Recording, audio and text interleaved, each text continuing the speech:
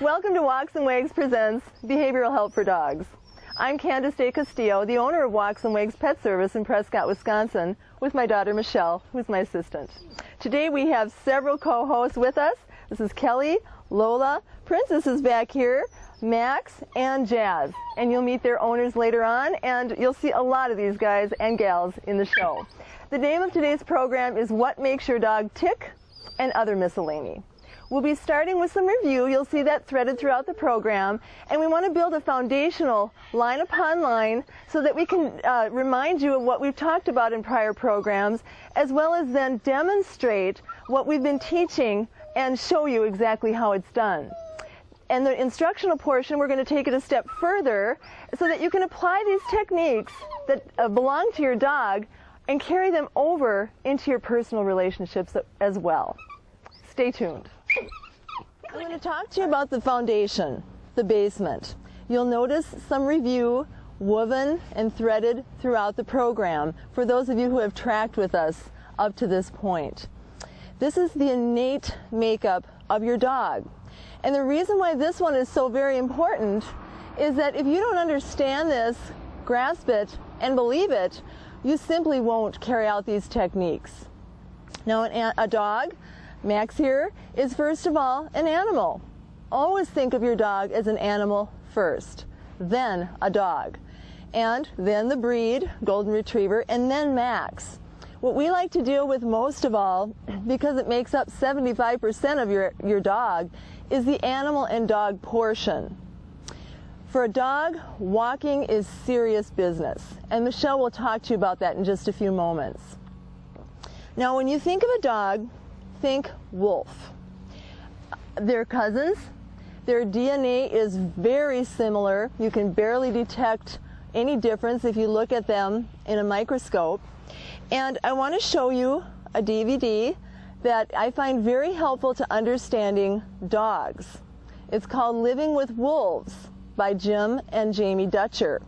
Jim is a wonderful cinematographer. He's done a beautiful job in this, and I highly recommend that you take a look at it for your understanding of your dog. I was just watching it the other day, and I'm always not only impressed with the way that it's put together, but how it helps me to understand the dogs. The key is migrating for food. Those wolves have to go out and back every day, sometimes up to 150 miles.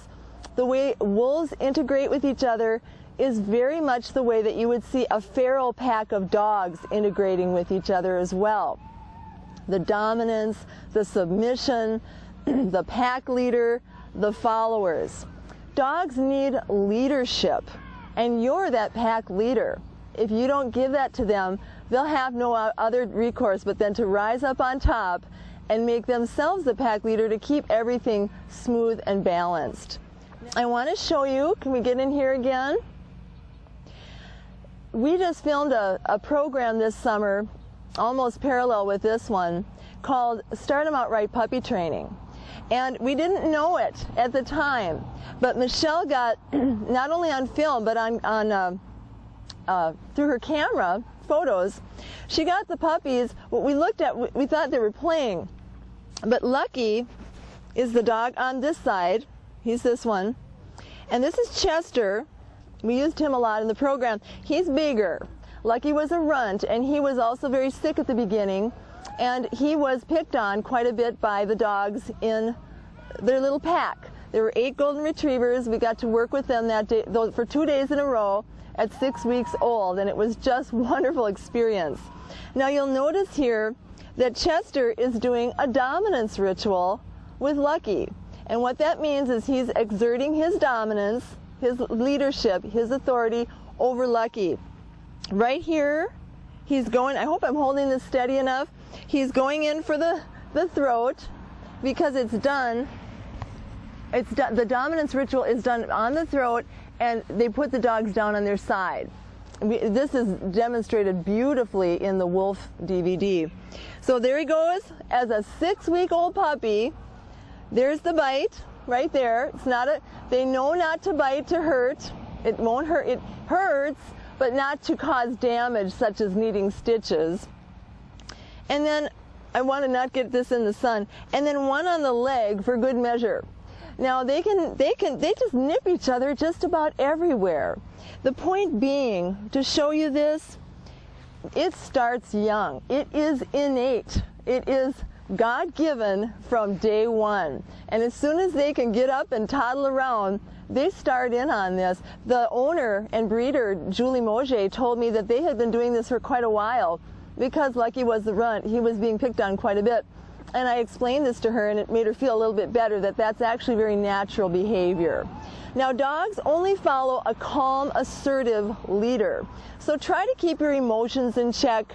Try not to be overbearing all the time, angry all the time, fearful all the time. Now, as we go through the day, we have emotional ups and downs and sometimes some real upheavals. That's just fine. Actually, dogs can be a real best friend during those times. But they do follow your calm, assertive leadership, and that can help them then to be the calm, submissive follower. There again, just extreme energy is perceived as weakness by the dog, and they need to keep the pack balanced, so they will rise up and go up over the top and become the pack leader for you if you won't give that to them.